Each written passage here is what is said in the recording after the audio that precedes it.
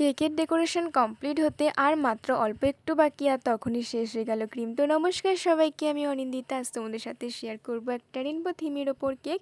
তো এই কেকটার অর্ডার এসেছিলো 13 জুলাই। একটা দিদি এই কেকটা অর্ডার দিয়েছিল একটা বাচ্চার জন্মদিনের জন্য। তো আমাকে আমার একটা করা কাজ দেখে বলেছিল এরকম সেম টু সেম যেন কালারটা করে দেওয়া হয়, কারণ ওই কালারটা নাকি দিদির ভীষণই পছন্দ হয়েছে। তাই আমাকে যেরকম করতে বলেছে আমি সেরকমই করার চেষ্টা করেছি। আর এই কেকটা ছিল 1 পাউন্ডের ওপরে। আমি যে কেকটা করেছিলাম 2 টিয়ারের ওপরে, তোমাকে 1 পাউন্ডের ওপরেই ডেকোরেশনটা করতে বলেছিল।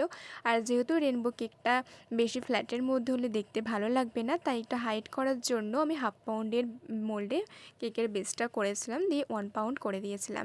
যেহেতু এটা একটু হাইট কেক ছিল, তাই এখানে আমি একটু পাইপ দিয়ে দিচ্ছি যাতে কেকটা ভালোভাবে সেট থাকে, কোনো রকম কোনো অসুবিধা না হয়। আমাকে এই 3টে কালার অ্যাড করতে বলেছিল, তাই আমি 3টে কালার অ্যাড করে দিয়েছিলাম। আর নিচের দিকে যে ফুলটা করতে বলেছিল ওটা আমাকে বলেছিল 2টো বা 3টে বা একটা যে কোনো লাইন দিলেই হবে। তো আমার এখানে 3টের মতো লাইন জায়গা ছিল, তাই 3টে লাইন এরকম আমি ফুল করে দিয়েছিলাম।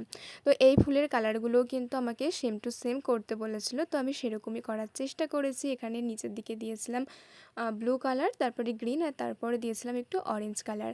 তো এইটা দিয়েই আমি কেকের কমপ্লিট লুকটা করেছিলাম। আর এই রেনবো যে আঁকাটা, এটা কিন্তু আমি হাতেই তৈরি করেছিলাম। তাই দিদিকে আগে থেকেই বলে দিয়েছিলাম এই রেনবোটা আমি হাতে তৈরি করেছিলাম, হাতেই তৈরি করব কিনা, কোনো অসুবিধা আছে কিনা। বলেছিল কোনো অসুবিধা নেই, তুমি তোমার মতো করতে পারো।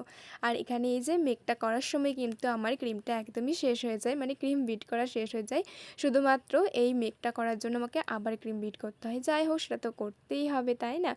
তারপর ওপর থেকে আমি একটু গোল্ডেন একটু স্প্রিঙ্কেল দিয়ে দিয়েছিলাম, দিয়ে কেকের লুকটা কমপ্লিট করেছিলাম।